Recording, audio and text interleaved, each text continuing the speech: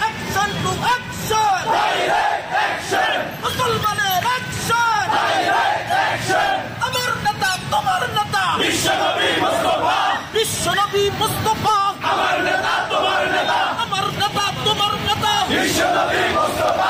সাবধান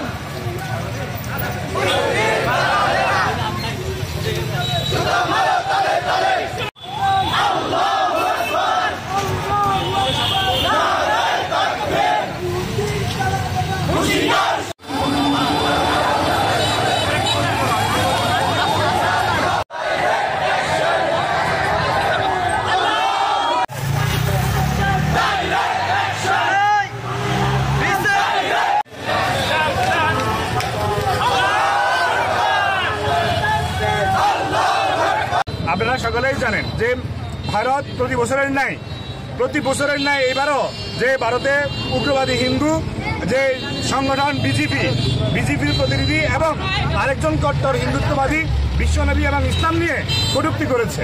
তারা প্রতিবারই এই কটূক্তি করে কি জানান দিতে চায় আমরা ভারত গভর্নমেন্টের নিকট আমরা স্পষ্ট করতে চাই তারা কি যাচাই করতে চাচ্ছে। প্রতি বছর তারা এর আগে নুপুর শর্মা এবং নামিন জিন্দাল ইসলাম নিয়ে কটূক্তি করেছে, এইবারও তাদের সেই সিলসিলা অনুযায়ী তারা কটূক্তি করে।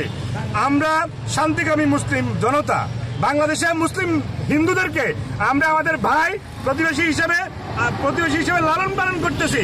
আমাদের ভাইদের চেয়েও তাদেরকে আমরা অগ্রাধিকার দিয়ে তাদের প্রত্যেকটি অনুষ্ঠানকে নিরাপত্তার বলয়ে আবৃত করে আমরা আমাদের দায়িত্ব এবং কর্তব্য পালন করে যাচ্ছি। কিন্তু প্রতিবেশী ভারতে আমাদের মুসলমানরা প্রতিনিয়ত নির্যাতিত হচ্ছে, আমাদের ইসলামকে কটূক্তি করতেছে, অবমাননা করতেছে, বিশ্বনবীর সম্মানে প্রতিনিয়ত তারা আঘাত হানতেছে।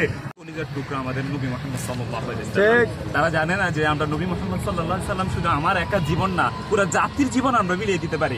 অতএব ভারত ভুলে গেছে 1400 বছরের ইতিহাস। আমরা মুসলিম যারা আছি তারা তো আমাদের ইতিহাস আমরা ভুলি নাই।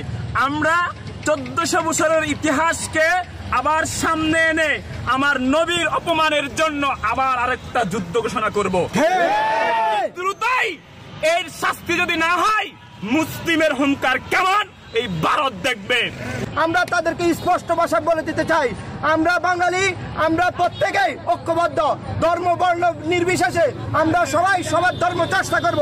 কেউ যদি সেখানে ধর্মীয় উস্কানি দেয় আমরা তাদেরকে আমরা যতটুকু সাধ্য আছে সর্বোচ্চটুকু ইয়ে করবো ইনশাআল্লাহ। আমাদের মধ্যে বিভিন্ন মত এবং বিভিন্ন মতের মানুষ থাকতে পারে, কিন্তু ইসলাম এবং আল্লাহ এবং রাসূলের পক্ষে আমরা সবাই এক এবং অভিন্ন। রাসূলের কোনো অপমান আমরা সাধারণ মানুষ আমরা সহ্য করব না। সুতরাং যারাই যারা এই রাসূল সাল্লাল্লাহু আলাইহি সাল্লামকে নিয়ে কটূক্তি করেছেন আপনাদেরকে হুঁশিয়ার করে বলে দিতে চাই, আমরা আমাদের গায়ের মধ্যে 1 ইঞ্চি রক্ত থাকা অবস্থা আমরা এই অপমান মেনে নেব না। আমরা এটা তীব্র নিন্দা এবং প্রতিবাদ জানাচ্ছি।